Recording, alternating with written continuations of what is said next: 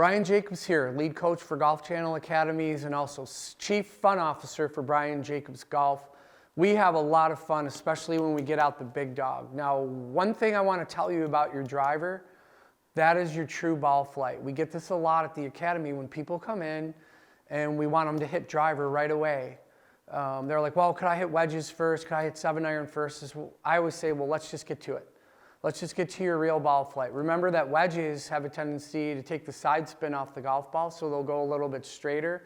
So they're far easier to hit. So let's fix your driver, and don't let anybody kid you. You drive for dough and you putt for dough. There's a distinct advantage to somebody that can hit it 300 yards down the middle than there is for somebody that hits it 240. And especially if they're insistent on playing the back tees instead of moving up a little bit. But that could be a whole nother section. So typically what we're learning with all this technology that we have now, this is a foresight. I have a TrackMan also. We're noticing that if someone has an upward angle of attack, they have a tendency to hit the ball a lot better. Obviously in the Northeast, we're wet a lot of the time and we don't have much humidity, which is good, and it's cold in the spring. So if we hit the ball low here, we have a tendency to hit it shorter until maybe July, August, when things start to firm up a little bit. It's not super windy up here, even though we live near a Great Lake. But we want to make sure that we're making an upward attack. Now, for most of my students, I don't want them going any higher than 2 degrees up, but I do have some really good players that are 3, 5, and 4 degrees up. I don't have many good players, if any good players, that hit down on the golf ball. And let me show you what I mean by that. Hitting down on the golf ball would be when you start to approach the golf ball, you have an over the top, a closed club face to the golf ball. You're actually going to hit down, you'll have a negative angle of attack, and then you'll start to make the shaft go up after that to try to get the ball to go up in the air. Kills distance for someone that's not super fast with their club, and it also creates a ton of spin on the golf ball. And one good way to figure out whether you're an upper or a downer is to look at the top of your club. If you see a lot of marks in by the heel, and I would never call anybody this, but they used to call these idiot marks. I just call them downward attack marks because nobody's an idiot. They just don't know. So you'll have all these marks. That's because of the club face. When it approaches the golf ball, it's closed. Now we'll get a lot of disputes where people will say, no, that's open because the ball went up really high and it spun and it went that way.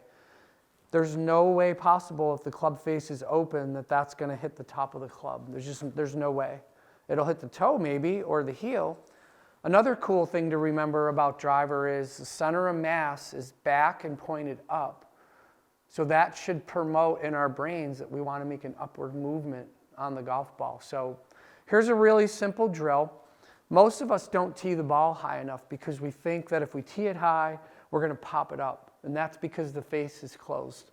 Well, what if just for grins, we open the face a little bit, or what we call at the Academy, getting the face square. Instead of having it this way saying, I have to get it to the left, what if we opened it up a little bit more or got it square? We maybe tilted our shoulder line back a little bit. So great way to measure that is just to reach down to your knee or your patella, your kneecap. Take your middle finger and put it there and then just tilt back.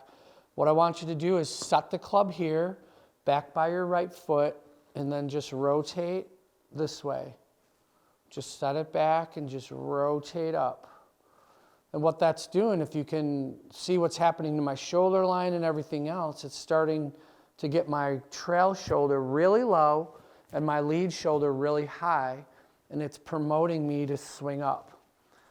Now, if you're one of the cool kids in the neighborhood and you can get to some place where there's technology, or if you have some type of technology, get the number up on there, your AOA, your angle of attack, and then also I would look at where you touch the ground, whether it's an A or a B. B means back, so that means up, and A means down.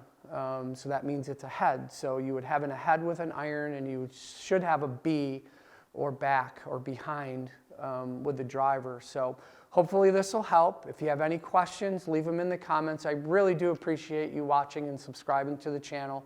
And if I can be of any service to you, please let me know.